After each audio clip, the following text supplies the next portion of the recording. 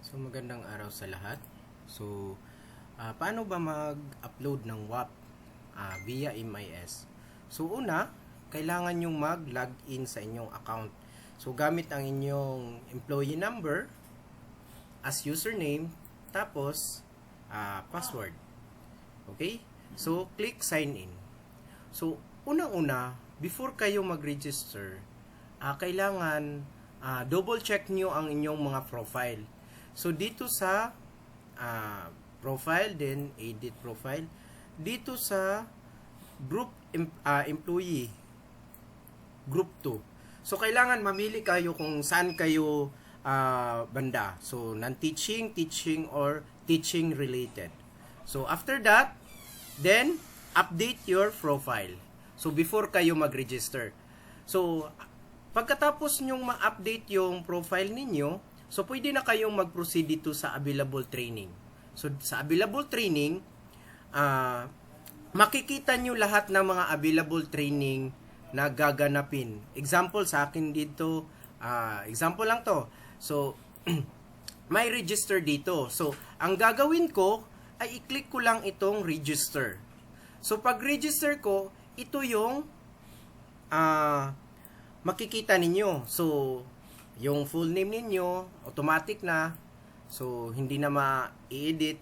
Then, dito sa, sa school personal position, so ito yung sinasabi ko. Kailangan ma-determine doon sa profile ninyo kung anong klaseng, kung saan kayo banda, sa teaching, non-teaching, at saka teaching related.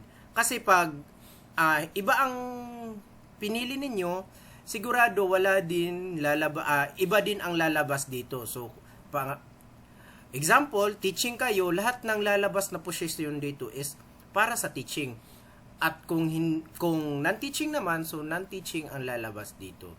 So example dito, pipili ako ada 1. So dito naman sa passkey, ang passkey ay binibigay ni HRD which is si Ma'am Grace Mercado. So siya ang magbibigay ng passkey sa inyo. So example, ang passkey natin is ito. Then pagkatapos ilagay nyo lang dyan, then or i-type, then register. So ito na po. So pwede na po kayong mag-upload ng inyong WAP at saka MOV. So paalala lang po, ang i-upload lang ninyo is dapat naka PDF format only with maximum size of 2 MB. So kailangan pag napansin nyo mabigat yung file ninyo, so gumamit kayo ng third party software. Example, I Love PDF. So ito.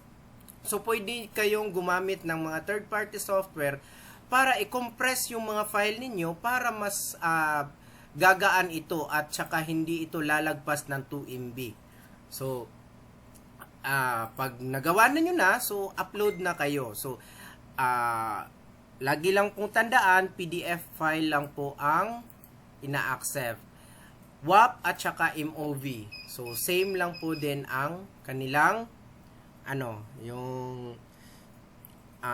requirement. Okay? So, yun lang po. Example natin mag-example tayo ng mag-upload tayo. So, attachment. So, submit. So, ito na.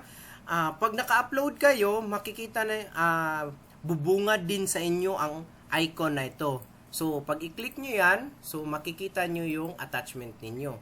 Then, same as MOV.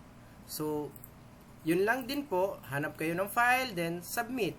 So, ito, lalabas din ang icon pagkatapos ng ma-submit. So, paano kung nagkamali kayo sa pag-upload? Ano ang gagawin niyo? So, simple lang po, click nyo uli yung button, tapos browse ka uli ng file mo.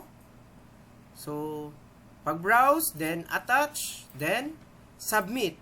So, maa-update na yung file na gusto mong i-update, kung WAP man yan at saka MOV. Okay po? Maliwanag po. So, have a nice day po.